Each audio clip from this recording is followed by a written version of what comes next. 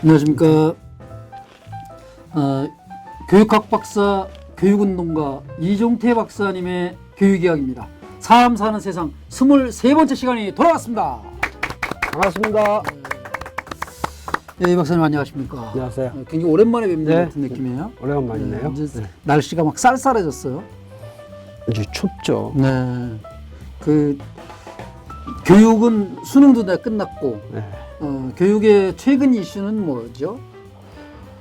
그 수능에 관한 이야기 한참 되다가 네. 요즘 그제인가요? 네. 교육부에서 고교학점제 시행 방안을 발표했죠. 고교 학점제. 예. 대학생들처럼 고등학생들도 학점을 따는 거로. 네. 예. 그거에 대한 얘기 잠깐 좀 나눠주시죠.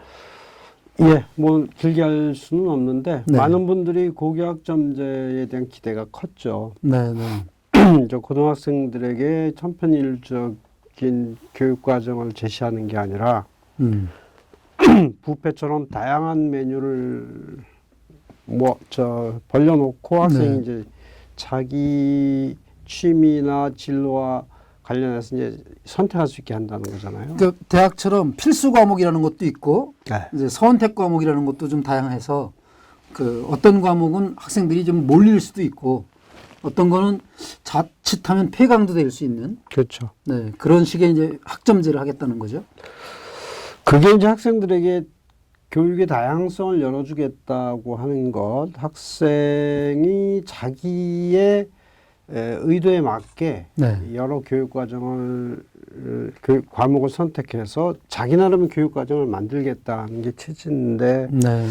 좀 우려의 목소리들이 또 한편에서 많이 나오는 것 같아요. 네, 어떤 우려점이 있을까요? 여러 가지가 있는데 네. 오늘 단적으로 한두 가지만 짚자면 우려했던 바이기도 한데 네.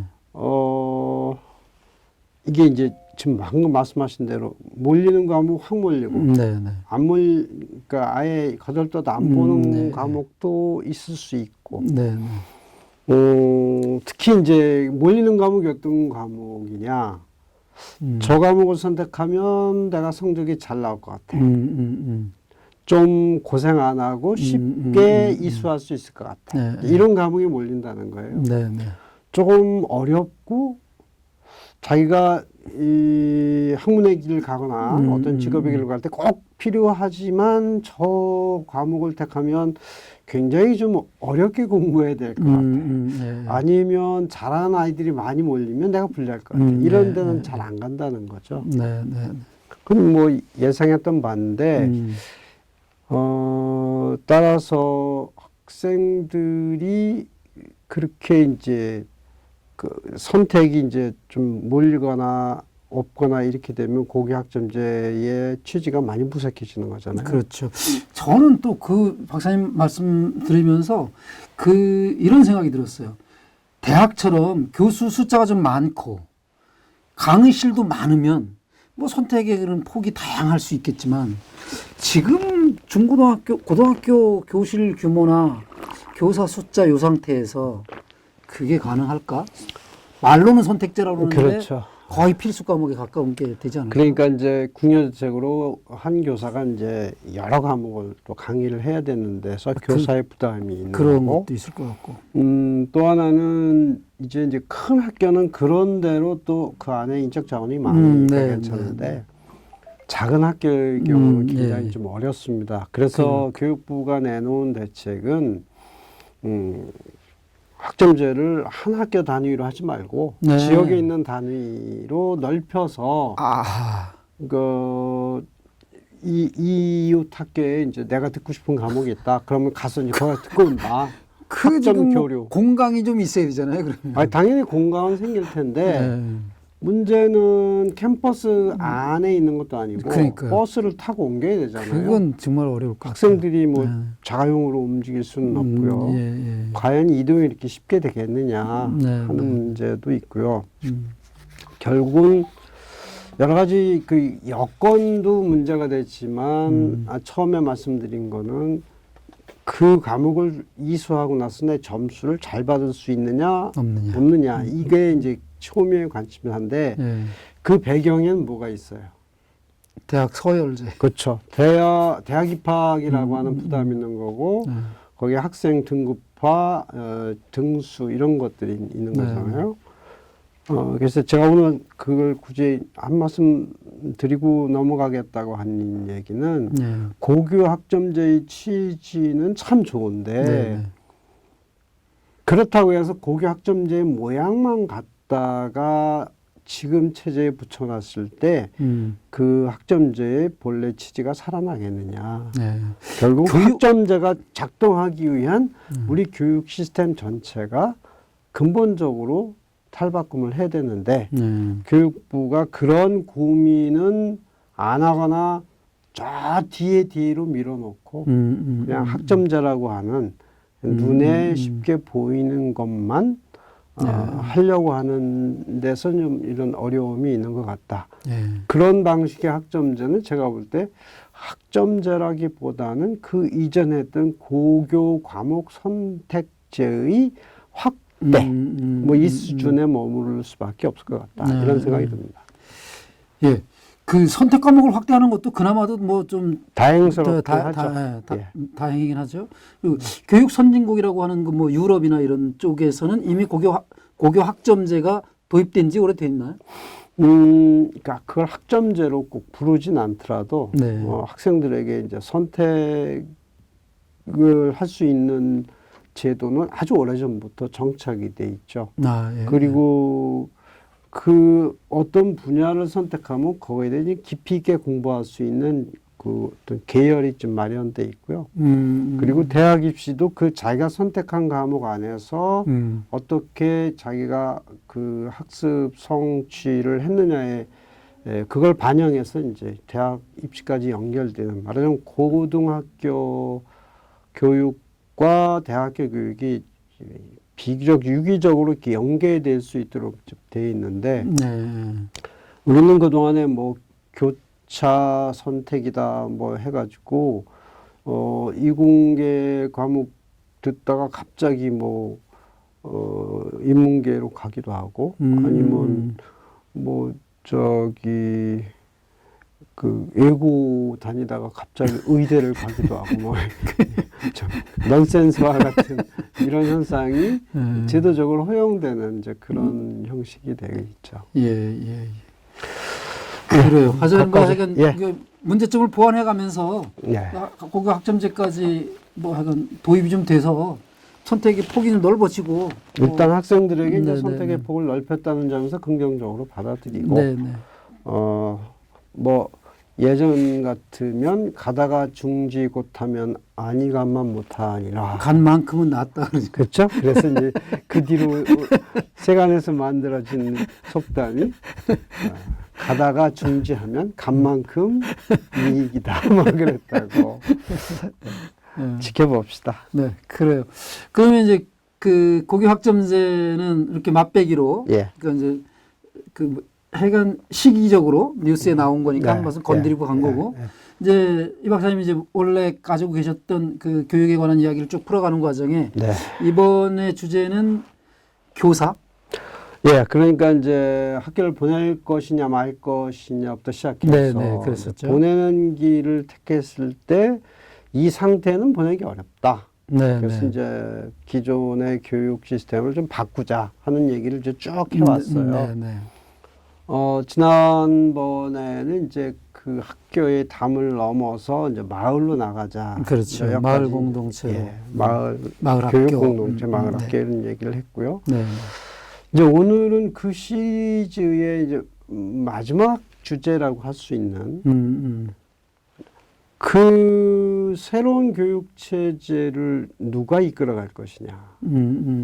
그 핵심 주체라고 할 수 있는 교사의 문제를 한번 다뤄보겠습니다.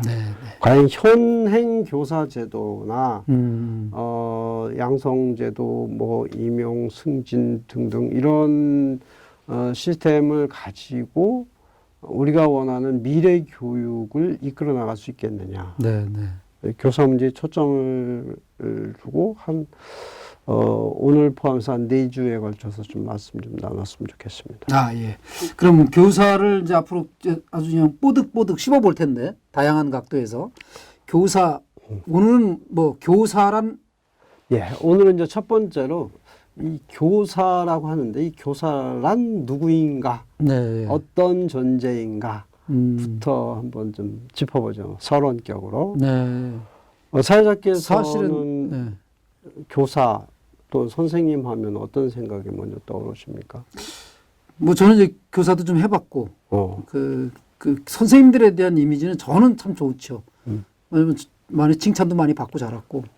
그 교사를 해보셨다 그랬잖아요. 네네. 그럼 그때 교사 역할을 하면서 들었던 여러 가지 생각 중에 이렇게 좀 가장 좀 뇌리에 남는다고 할까요? 네. 그런 게 있다면 뭘까요? 제가 학생들 때렸던 기억이 있거든요. 그는 이제 반성의 의미로. 예, 이제 그게 그 12반 있는 학교를 제가 가르친 적이 있는데 1학기는 제가 대학원을 다니면서 이제 그 교사를 해서 12반에게 숙제를 내주거나 뭐 채점을 하고 막 일일이 점수 확인해가지고 애들을 때리고 뭐 막 이런 걸 못 했었어요. 1학기를. 근데 2학기 때 교장실에 불려간 거예요, 제가. 그래서 학부모들로부터 불만이 되게 됐다는 거예요. 시험 점수에 미달돼도 뭐 야단도 안 치고 숙제도 안 내주고 뭐 이런다고 좀 때려가면서 숙제도 내줘가면서 그렇게 하라고 그러더라는 거예요, 교장은. 그래서 이제 그걸 좀 내가 이겼어야 되는데 못 이기고 반에 들어가서 12반을 다 설문조사를 한 거죠. 근데 이런 얘기를 들었는데 여러분들이 그거 실제로 원합니까? 근데 11반이 다수가 숙제 내주고 성적 나쁘면 때리고 이걸 원하더라고요. 그냥 숫자를 세지 않아도 눈을 감고 들으라 그랬는데, 손을 들으라 그랬는데 11반이 그랬어요. 딱 한 반만 절대 다수가 손 안 들었거든요. 이대로가 좋다고 그래서 그 반만 안 맞고 나머지 다 맞았어요. 저는 이제 변명이 니들이 때려달라고 그래서 때려준 건데 하여간 그 기억을 합니다. 어쨌든 교사라는 존재는 학생들에게 이제 뭐 지금 많이 약화됐지만 절대적인 존재처럼 느껴지기도 하고 네네. 선생님이 참 많은 것을 이제 가르쳐 주는 분 이렇게 이제 생각할 수 있잖아요. 네. 그걸 이제 교육학에 특히 교육 철학 제가 공부할 때는 이제 그런 이야기를 들었습니다. 교사는 원하든 원치 않든 수많은 학생들 삶에 개입하는 사람이다. 네, 그렇죠.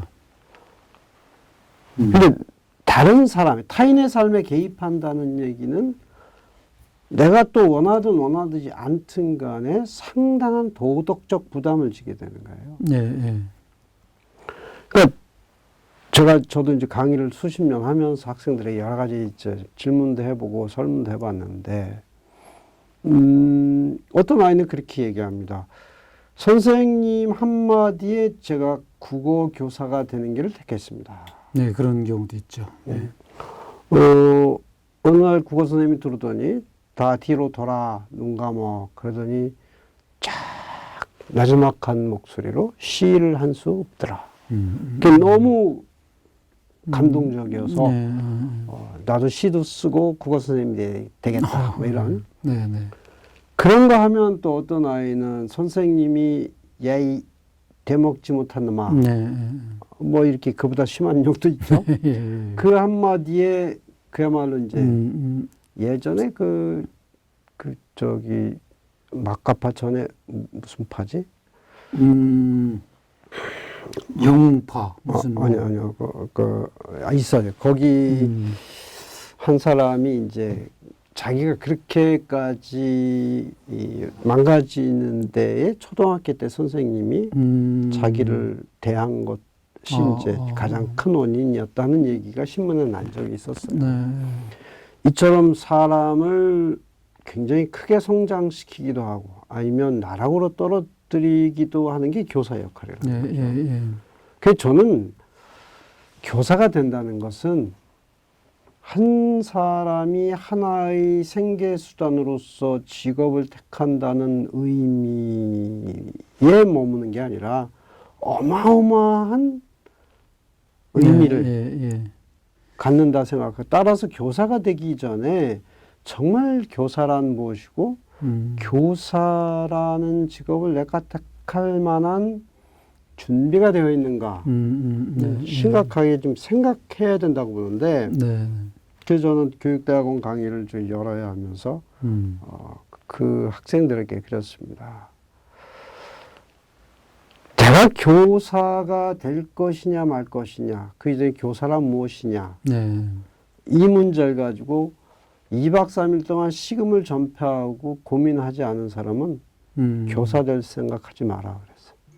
아이고, 그러면 그 교사 될 사람이 있을까요, 정말?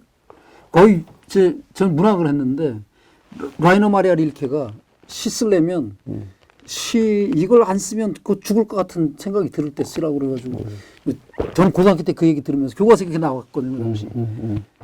이거 저 혼자 쓸 테니까 남들은 쓰지 말라는 거 아닌가? 이러지. 이제 뭐 여러 가지 그 말을 해석할 수 있는데, 근데 시를 써도 좋고 안 써도 좋고 개판처럼 써도 좋고 다 좋아요. 네. 왜냐면 그거는 자기의 하는 일이고 그 영향이 어떻게 보면 뭐 주로 자기한테 미치는 거잖아요. 근데 이 근데 다른 사람의 인생에 개입을 한다. 하니까. 그런 점에서 저는 정말 교사가 되는 일은 성직자가 되는 일하고 같다라고 생각해요. 네. 한때 교사가 노동직이냐 뭐 성직자냐 전문가냐 가지고 논란이 있었지만 정말 교사의 관점에서 보면 뭐 노동이 될 수도 있고 성직이 될 수도 있고 뭐가 될 수도 있어요. 근데 학생의 입장에서는 교사는 노동 이전에 그 인생에 중요한 영향을 미치는 엄청난 책임 있는 위치에 서는 거예요. 이 점을 나는 교사가 된 분이나 교사가 되려는 사람이나 정말 깊이 있게 좀 따져봐야 된다.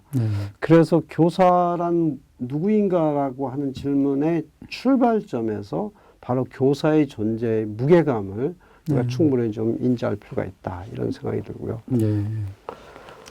그런 점에서 그러면 성직자에 대한 것도 유럽에서는 왜 그 성직자가 되려면 일반 대학을 나오고 신학이나 뭐 자기 전공하는 그쪽 종교에 관해서는 대학원 과정에서 좀 공부하고 그 자격을 가지고 이제 목회를 하거나 뭐 어디 성직 이렇게 하는 것으로.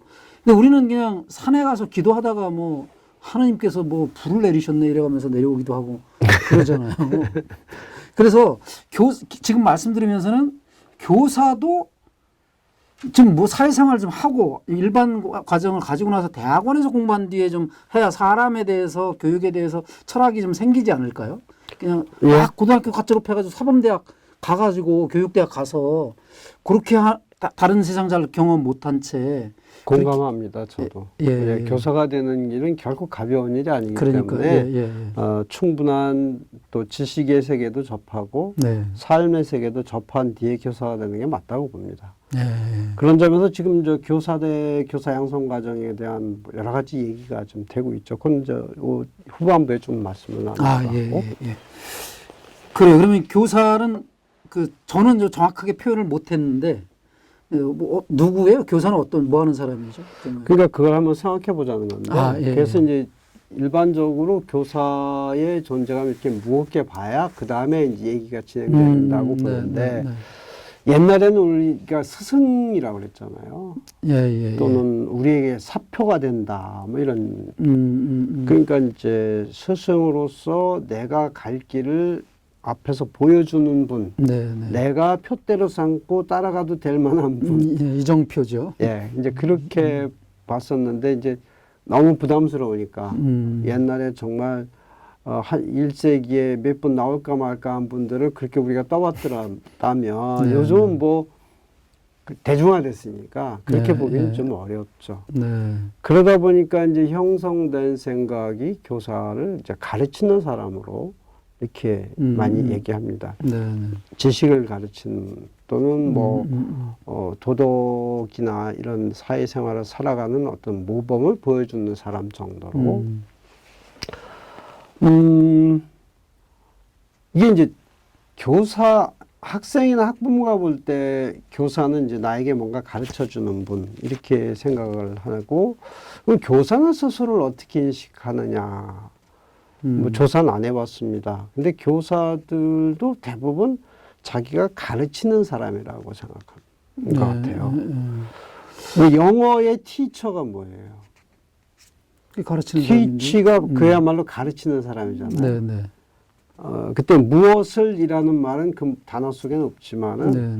어쨌든 티처는 학생들에게 가르치는 사람 이렇게 이제 의미가 돼 있고 그러다 보니까 우리 교사는 스승사자가 있어서 교사라는 말과 티처라는 말은 상당히 이제 뉘앙스가 다르고 무게감도 다른 말이지만 네. 요즘 뭐 영어가 한글이고 한글이 영어가 된 시대가 되니까 그냥 교사는 가르치는 사람 이렇게 네. 일반화된 것 같아요. 근데 평상시 그 생각을 잘 못했는데 지금 말씀 들으면서 머릿속에 계속 기억을 떠올려 보니까 선생님들이 옛날 선생님들은 우리한테 이런 얘기를 많이 해주셨던 것 같아요.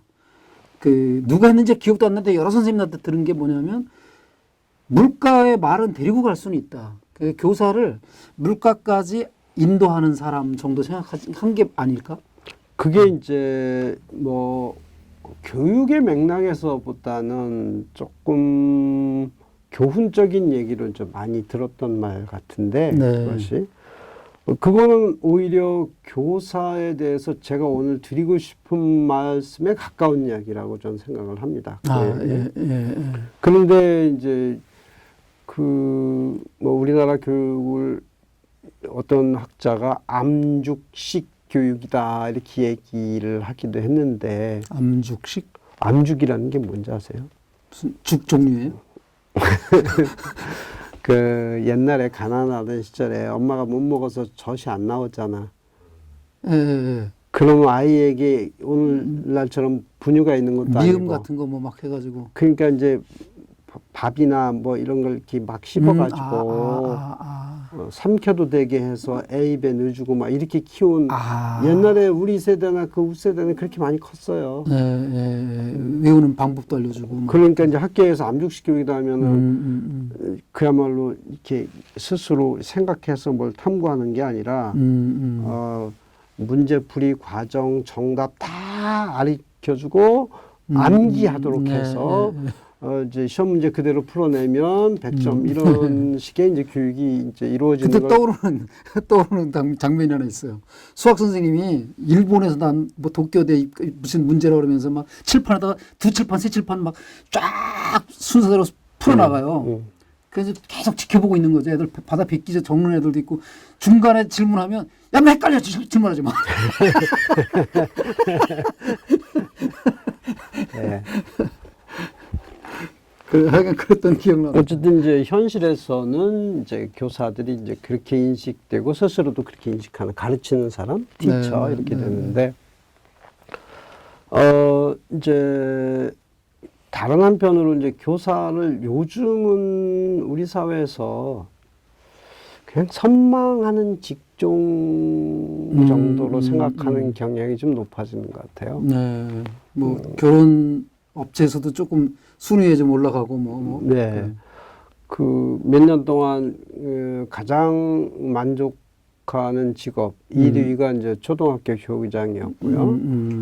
그 해에 초등학교 교사가 한 14위쯤 되더라고요.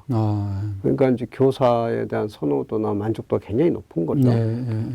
뭐 그런 것처럼 뭐 지금은 이제 그 단적으로 나타내는 지표가 그 경쟁률 내지는 뭐 수능 커트라인 이런 거잖아요. 교사대의 커트라인과 의대의 커트라인이 별로 사대 빼고 교대 거의 비슷하니까 결국은 이제 교사를 뭘로 보느냐 하면은 편하게 월급 많이 받고 살 수 있는 직업인 이렇게 보는 경향이 이제 강해진 거죠. 근데 이런 교사상이라기보다는 우리 사회의 이제 그 통속적인 인식을 놓고 볼 때, 우리가 지금까지 쭉 그 항해해 왔던, 즉, 우리가 아이들을 보내고 싶은 학교를 만들려고 할 때 뭐가 변하고 쭉 얘기를 해왔는데, 과연 지금 우리가 보고 있는 현실의 교사상을 가지고 이분들이 미래에 우리가 바라는 교육이나 학교를 이끌어갈 분으로 만족할 수 있을까? 이런 게 이제 한번 오늘 좀 약간 무겁지만 한번 제가 시청자 여러분하고 생각해 보고 싶은 이야기고요. 네. 근데 이제 반대편으로 네. 지금 교사 우리가 이제 뭐 옛날 스승은 아니라도 상당히 좀 직업 지위가 높고 우리가 가르치는 사람으로 떠받들어 드리고 또 학생들로서는 정말 선생님의 말씀 하나하나를 놓치기 어려운 이제 그런 분으로 보고 있는데 객관적으로는 그럼 교사가 어떤 위치에 있느냐 하는 것을 볼 필요가 있을 것 같아요. 그게 무슨 얘기냐면 옛날에는 우리가 새로운 지식을 배운다라면 그 원천이 대개는 교사라고 봐야 됐습니다. 어디 뭐 달리 가서 물어볼 때도 없고 책도 많지 않았고 뭐 인터넷 같은 것도 없을 때는 그리고 지식이라는 것도 뭐 그 연구실에서 대학에 있는 고명한 학자가 뭘 연구하는지 일반인은 알 길이 없잖아요. 그래서 그걸 그야말로 학교 선생님을 통해서 또 교과서를 통해서 이제 배우게 되니까 사막에 오아시스가 있으면 거기에 많은 동식물이 꼬이잖아요. 그것처럼 새로운 지식의 원천이 교사다 보니까 교사 밑에 모든 사람들이 다 머리를 조아리고 가르침을 받으려고 했던 이제 이런 그림을 연상할 수 있는데 요즘은 어떻습니까?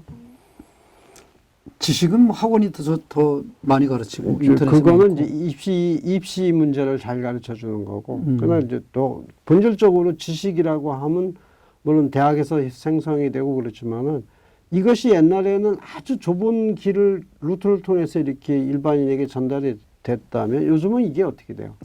인터넷을 통해서 누구든지 지식의 바다에 들어갈 수 있잖아요.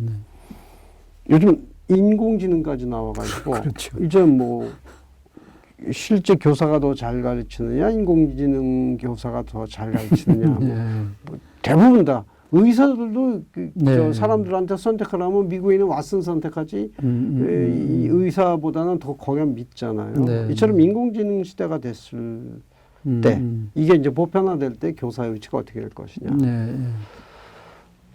또 하나 봐야 될 게 학생이에요. 이 사회자나 저나 우리 같은 세대 학생 때는 선생님 하면 무조건 그냥 죽으라면 죽는 신용을 했잖아요. 저는 안 그랬어요. 안 그랬어요? 저는 그랬어요. 저는 엄청나게 착한 학생이었는데. 지금 이 박사님은 쭉 봐도 범생이 같아요. 그 느낌이. 저는 완전히 선생님들이 보면 정말 저런 싸가지 없는 놈 이런 소리 많이 들었거든요. 근데 그때는 이제 싸가지 없는 XX가 얼마 안 됐잖아요. 요즘은 그때 기준으로 보면 어떻게 돼요? 대부분 다 싸가지가. 그런가요? 요즘엔 잘 모르겠어. 근데 그거는 뭐 예수 때도 다 말세라고 그랬는데. 아니 뭐, 그 이제 그런 점도 있지만 사고 체계, 인식 체계나 이 감각 이런 것들이 지금 기성세대와 지금 10대, 20대하고는 완전히 이게 만나기가 어려울 정도로 이제 그러니까 옛날 뭐 3,000년 전에도 요즘 아들은 뭐 이런 얘기가 있다고 해서 그때 그 세대차가 지금의 세대차하고 견줄 만한 것이냐. 그 정도는 그런 건 아닐 테지만 어쨌든. 그러니까 이제 나는 훨씬 질적으로 이게 이제 그 격차가 커졌다는 말씀을 드리고 싶은 건데. 그러니까 소통이 안 될 정도로 이제 이 세대 간의 벽이 이제 두터워지는 이런 그러다 보니까는 이제 옛날처럼 학생들이 선생님한테 머리를 조아리거나 선생님을 부르거나 하는 걸 기대할 수가 없는 세상이라. 객관적으로도 교사의 위치가 새로운 지식의 원천이 아닐 뿐더러 인격적으로도 뭐 선생님이나 안 하나 뭐 거기서 거기 아니냐 하는 인식이 이제 부모나 학생들에게 보편화되어 있고 특히 학생들이 인터넷 가상세계 속에서 놀면서 그 아이들이 보는 세계의 관이 이제 교사들하고 이제 소통이 불가능할 정도가 되고 있다는 거죠. 자, 이런 상황에서 과연 이 새로운 시대에 우리가 바라는 새로운 교육 기관 그게 학교라고 이름 짓든 학교가 아니든 간에 그런 기관에서 정말 교육을 책임질 만한 교사상은 어떤 것이어야 되느냐. 이거 우리가 천천히 좀 생각해 볼 필요가 있을 것 같아요. 옛날처럼 스승으로 해서 스승님이 나타나기는 아무리 학수고대에도 안 될 것이고, 또 하나는 이제 그러면은 현실적으로 교사를 가르치는 사람이라고 봤는데 이게 가르치는 사람도 아니다는 얘기가 점점 확산되고 있단 말이죠. 네. 역사상으로 그 얘기를 처음으로 한 사람이 누구냐면 장자크 루소였죠. 장자크 루소가 아동중심 교육을 얘기하면서 에미를 키우는 이야기를 하면서 교사는 가르치거나 학생을 이끌고 가는 사람이 아니라 학생을 돌봐주고 잘 크도록 여건을 마련해 주는 사람이었어요. 그 시대에도 정말 그러니까 뭐라고 얘기했냐면 교사는 정원사와 같다. 어디 식물이 교사가 잡아당긴다고 크냐? 지 스스로 크는 거지. 벌레 잡아주고 비바람에 꺾이지 않도록 보살펴주고 그랬을 때 크는 거는 식물 그 자체가. 그러니까 유능한 정원사가 되는 것이 바로 교사다. 이렇게 얘기를 했던 것이죠. 그때 이래로 아동중심 교육이 이제 쭉 꾸준히 발전해 왔고 그것이 미국의 진보주의 그 교육을 거쳐서 60년대 열린교육, 한국은 이제 90년대 열린교육이 있었지만 그때 교사의 위치는 교사의 의미는 조력자입니다. 학생을 도와주는 사람. 스스로 배우고 성장한 것은 학생인 거예요. 이게 이제 그래서 대한학교에서는 대한교육에서는 교사를 철저하게 학생을 이끌어가는 사람이 아니라 학생을 돌봐주는 사람, 학생을 도와주는 사람 이렇게 되는 거죠. 이걸로 만족할 수 있느냐라고 얘기할 때 오늘 하나 더 소개해드리고 싶은 거는 이제 파울로 프레이리라고 하는 브라질 교육학자의 말씀을 초기에 한번 다뤘었지 우리가. 프레이리. 잠깐 말씀을 드렸는데 페다고지. 피억압자의 교육. 이런 제목의 책을 이제 70년대에 냈던 분인데 이 책에서나 그 이후에 그분이 쭉 강연 또는 저서로 주장했던 것이 일관되게 뭐냐면 교사라는 존재는 가르치는 자가 아니라 이분의 얘기를 정확하게 얘기하면 가르치면서 배우고 배우면서 가르치는 그러니까 교사가 일방적으로 학생을 가르치는 것이 아니라 교사는 학생들을 가르치는 과정에서 끊임없이 배운다는 새로운 사실.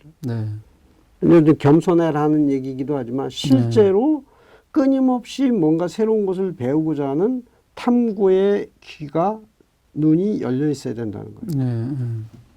근데 이제 그보다 더 깊은 의미는 왜 무엇을 위해서 교사는 단순히 교실에서 가르치고 배우는 사람이 아니라 이 세상의 모든 잘못된 것을 사실은 바꾸는데 앞장서는 사람이 교사가 되기를 원한 거예요.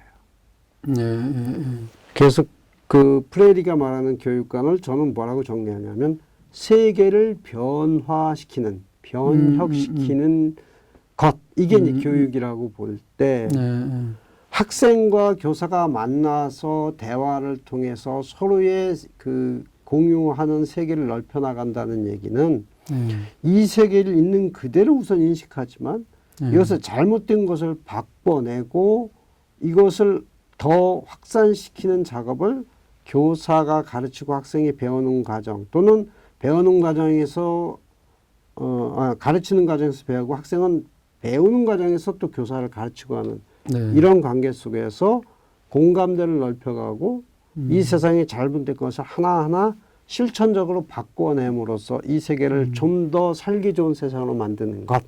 이건 이제 우리나라 교육 맥락에서 보면 너무나 동떨어진 얘기처럼 보이지만 교사라는 존재가 단순히 교과서에 있는 지식을 학생에게 가르친다. 이런 째짠 존재가 아니라는 거죠.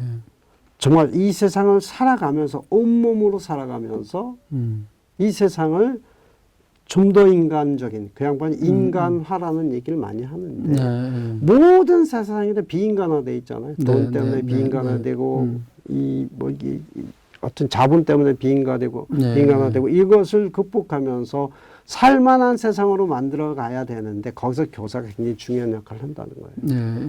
여기까지 이제 나갔으면 좋겠는데 네. 뭐 그 전 단계라도 적어도 대한교육에서 추구하듯이 루스 이래로 쭉 꾸준히 발전되어 왔던 교육사상 속에서 교사라는 존재는 끊임없이 이 학생들과 함께 뭔가 좀 학생들이 정말 세상을 제대로 보고 상처받지 않고 잘 클 수 있도록 도와주는 네. 이제 그런 조력자로서 그러니까 네, 내가 네, 끌고 네, 간다가 아니라 네. 학생을 끊임없이 음. 북돋워주고 힘을 주는 이런 존재로서 이제 가야 된다. 네. 이제 그런데 이때 조력자가 된다는 것은 교사가 어떤 면에서는 자기의 주도성을 내려놓는 거잖아요. 예. 넌 내 말 들어. 네.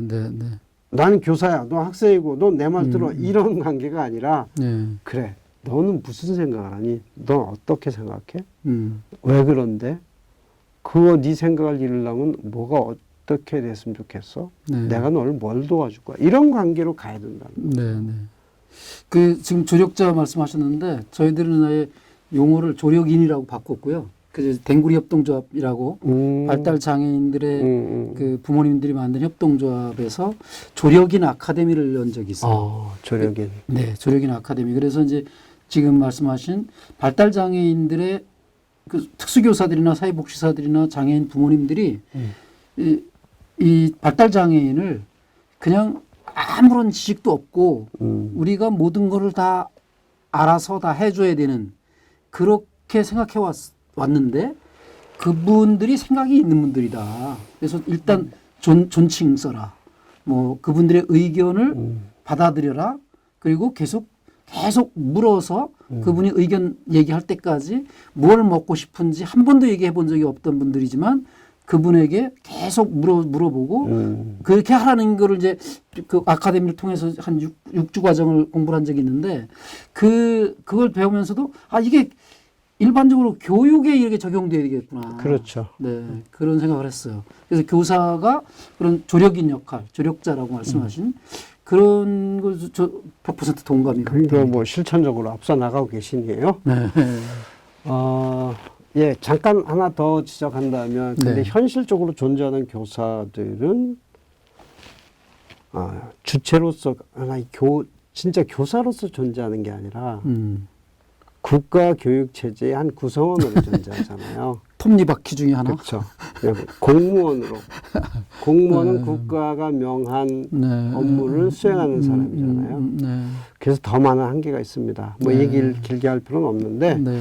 자, 이런 현실 속에서 정말 우리 사회의 교사는 교사 스스로는 어떻게 생각해야 되고 우리 학부모나 학생, 일반인으로서는 교사가 어떤 존재로 봐야 될까 좀 여러 가지 논의가 있었으면 좋겠다는 생각이 들고 오늘 서론격으로 교사란 어떤 사람인가 누구인가 이런 걸 생각해 보는 것으로 그냥 마무리했으면 좋겠습니다. 네, 그래도 그 마무리하기 전에 그 교사 얘기를 하셨는데 교사들 참 고생하시는 분들 많잖아요. 그렇죠. 그분들에게 그 학부모님들을 대표해서 교육학자로서 이렇게 좀 감사 인사라도 좀 하시고 마무리 지시죠. 예, 이 선생님들 뭐 이렇게 여러모로 이야기를 들으면서 이제 좀 스트레스도 받으시고 그럴 텐데 학교에서 그 코찔찔이 아이들하고 같이 지내면서 또는 중고등학교 김정은도 무서워한다는 아이들 가르치면서 또는 그 아이들과 생활하면서 정말 고생이 많거든요.